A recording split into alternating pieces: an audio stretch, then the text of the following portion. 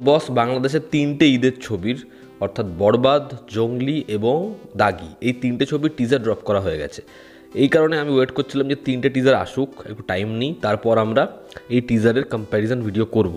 তো এই তিনটে টিজারের মধ্যে কোন ছবির টিজারটা আমাকে সবথেকে বেশি এক্সাইটেড করেছে, কোন টিজারটা সবথেকে বেশি ভালো লেগেছে, এবং এমনটা কিন্তু দাঁড়ায় না মানে কোনো টিজারই তো খারাপ হয়নি, একদম বাজে টিজার এই তিনটে ছবির মধ্যে এমন হয়নি।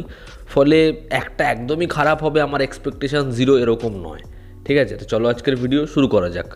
আমি এখানে 1 নম্বরে যেটা রেখেছি সেই মানে 1 নম্বর স্পটের সাথে অনেকে অ্যাগ্রি নাও করতে পারে, তার কারণ আমার যে এক্সপেকটেশন ছিল সেটা সম্পূর্ণরূপে মানে আমাকে ঘোল খাইয়ে দিয়েছে এবং টিজারটা আমাকে মস্তি দিয়েছে।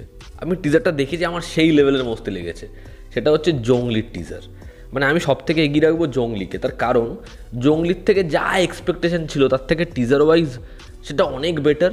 এবং সেই টিজারটা কোথাও একটা গিয়ে যারা ক্রিটিসাইজ করেছে প্রত্যেককে পোক করেছে, এবং তারা বলছে এই যে কবির সিং বা এই যে পুষ্পা এগুলো বলবি না, জঙ্গলি ওই যে পোকিংটা আমার হেভি মস্তি লেগেছে। এবং দেখুন, সাকিব খান আর আফরান নিশো দুজনই কিন্তু সিয়াম আহমেদের থেকে অনেক বেটার পারফর্মার, আর সাকিব খানের স্টার পাওয়ারও অনেক বেশি। কিন্তু তা সত্ত্বেও সিয়াম আহমেদের থেকে যে পারফরমেন্সটা আমরা জঙ্গলির টিজারে দেখতে পাচ্ছি সেটা ব্যাপক। এবং যা প্রোডাকশন ভ্যালু, যেরকমভাবে টিজারটা গেছে এবং শেষের ওই বাচ্চা মেয়েটার সাথে সিকোয়েন্সটা, ওটা ব্যাপক ব্যাপক। আর সংলাপ যেরকম, ব্যাকগ্রাউন্ড স্কোর যেরকম, আমি মস্তি পেয়েছি।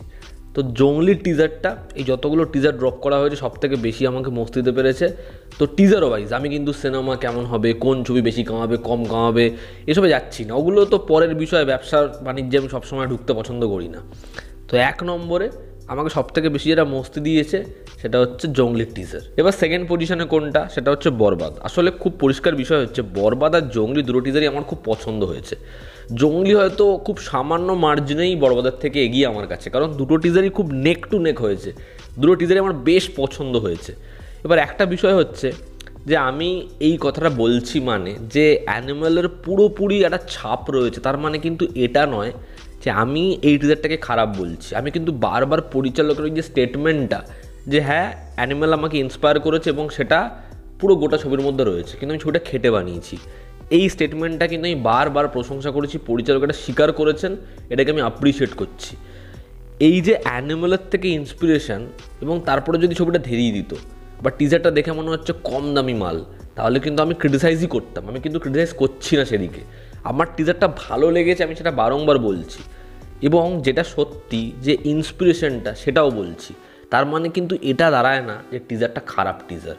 বরবাদের টিজারটা সবথেকে যেটাতে এগিয়ে থাকে সেটা হচ্ছে দেখুন, একটা মেইন স্ট্রিম ছবিতে এরকম ধরনের স্কেল দেখানো, ওই যে শেষের শটটা যে ওরকম গ্রাউন্ডটা পরে হাতে বন্দুকটা নিয়ে যাচ্ছে, হেলিকপ্টার দাঁড়িয়ে রয়েছে, সাকিব খান ফিরে তাকাচ্ছে, ব্যাপক। ওই যে কার চেস করছে, যেরকম ধরনের সিকোয়েন্স এবং ব্লাডপাত বাংলা মেইন স্ট্রিম ছবিতে রক্তারক্তি এই লেভেলের সেটা দেখা যায় না।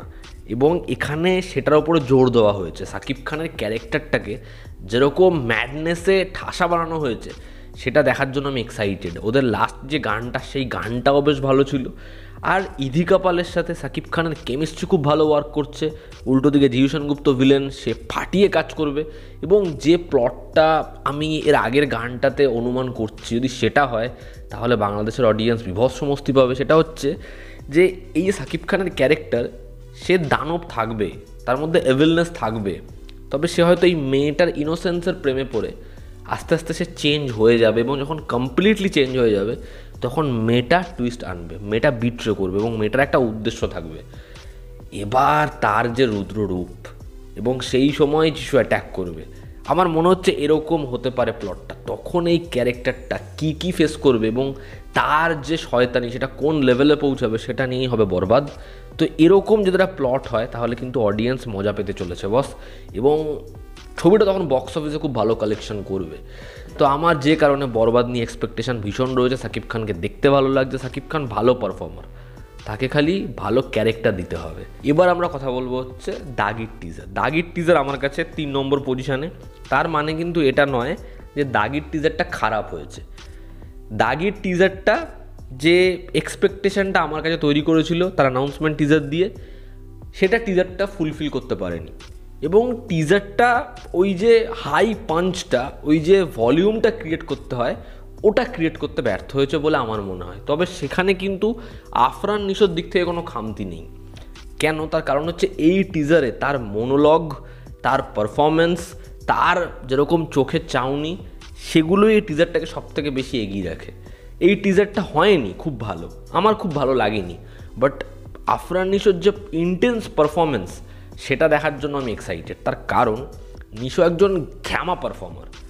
এই যে টিজার দেখে আমাদের যা ওপিনিয়ন, যা রিয়াকশান, ট্রেলার যদি ভালো কাটে এই রিয়াকশানই ঘুরিয়ে দেওয়ার ক্ষমতা রাখে আফরান নিশো। তার কারণ এই টিজারটাই, মানে আমি এটা বাজি লাগিয়ে বলতে পারি, অন্য কোনো নায়ক যদি এরকম সাটলভাবে সংলাপ বলতো, এরকমভাবে একটা টিজারে ফিচার করতো, টিজারটার রিয়াকশান হয়তো আরও খারাপ হতো।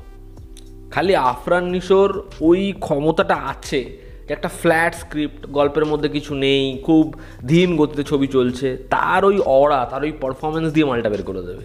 তো এই কারণে এই টিজারটায় সব থেকে বেশি যে হাইলাইট হয়েছে সেটা হচ্ছে আফরান নিশো। এবং দেখুন, সব ছবিকে যে out and out mass film হতে হবে এমন মাথার দিব্যি কিন্তু কেউ দেয়নি, ঠিক আছে? এই পরিচালক তার একটা আলাদা ভিশন রয়েছে, অন্য পরিচালকের আলাদা ভিশন রয়েছে। এই ছবিটা হতেই পারে একটা ইন্টেন্স ড্রামা, আবার এমনটাও হতে পারে এই ছবির যে হাই সিন, ছবির যে অ্যাকশন, সেটাকে এখনও রিভিল করা হয়নি, তারা ওটাকে হোল্ড করছে, ওটাকে তারা একদম শেষ পাতে আনবে, এমনটাও হতে পারে। তাহলে কি ইন্টেন্স ছবির, একটা সিরিয়াস ফিল্মের অডিয়েন্স নেই? কে বলেছে? যদি ছবিটার কন্টেন্ট ভালো হয়ে যায়, যদি এই ছবিতে পারফরমেন্স, গল্প ভালো হয়ে যায়, এই ছবিটি টিকে খেলবে, লং রানে খেলবে। তো এখন সেটা জাজ করার সময় আসেনি। এখানে কিন্তু আমরা শুধুমাত্র টিজার নিয়ে কথা বলছি, টিজারে কি পেয়েছি সেটা পজিশন ওয়াইজ কেমন, ঠিক আছে? হতেই পারে ছবির গল্প একদম আলাদা, একদম আউট অফ দ্য বক্স, সেখানে পারফরমেন্স ফাটিয়ে দিল, ছবির এন্ডিং উড়িয়ে দিল, ছবিটা পুরোপুরি ট্রান্সফর্ম হয়ে গেল, তখন সেই ছবি বক্স অফিসে পারফর্ম করবেই। কেউ মাথার দিব্যি দেয়নি সব ছবিকে আউট নোট মেইন স্ট্রিম ছবি হতে হবে। একটা ছবির থেকে আমি স্কেল পাচ্ছি, সেই ছবির থেকে মাসি এলিমেন্ট পাচ্ছি, ভালো গান পাচ্ছি, হিরো ভিলেন অ্যাকশন পাচ্ছি, পাওয়ারফুল এন্ট্রি পাচ্ছি, যেই কারণে টিজারটা অনেক বেশি জমকালো। সেই জন্য হয়তো সেই টিজারগুলো ইনিশিয়ালি আমার কাছে অনেক বেশি এগিয়ে। আর এই টিজারটা একটু ধীম গতির, একটু ফ্যাকাশে, সেই কারণে হয়তো টিজারটা আপ টু দ্য মার্ক হয়নি। তার মানে এই নয় যে এই ছবিটা পিছিয়ে থাকতে পারে, এই ছবিটা পরবর্তীতে এগিয়ে যেতেই পারে, কারণ ছবিতে আফরান নিশো রয়েছে, ভালো পরিচালক রয়েছে, পরিচালকের প্রিভিয়াস কাজ ভালো লেগেছিল আমার, তো আমার এক্সপেকটেশান এখনও রয়েছে। এবং নিশো বস, তার একটা অডিয়েন্স আছে এবং আমি তার সেই অডিয়েন্স, ডেডিকেটেড অডিয়েন্সের মধ্যে পড়ি, এটা বলতে আমার কোনো অসুবিধা নেই। তো এই ছিল আমার ওপিনিয়ন। একে আমি জঙ্গলিকে রাখবো, তার সামান্য একটু পরেই বরবাদ, এবং তার থেকে পরে 3 নম্বরে হচ্ছে আপাতত টিজার ওয়াইজ নিশোর ছবি দাগি। তো এই 3টে টিজার কোন কোন পজিশানে আপাতত আমার কাছে ঈদের এই 3টে ছবির আমি এই ভিডিওতে বললাম, এবং কেন সেটাও বললাম। এরপর গান আসুক, ট্রেলার আসুক, ছবিগুলো যদি পরবর্তীতে দেখতে পারি তাহলে তো নিশ্চয়ই আলোচনা হবে যে কোন ছবি কেমন লাগলো। তোমরা যারা এই ভিডিওটা দেখলে তোমাদের কি অপিনিয়ন জানিও, জনতা আমাদের পাশে আছে। আবার দেখা হচ্ছে, লাভ ইউ অল, স্টাব বাই, টেক।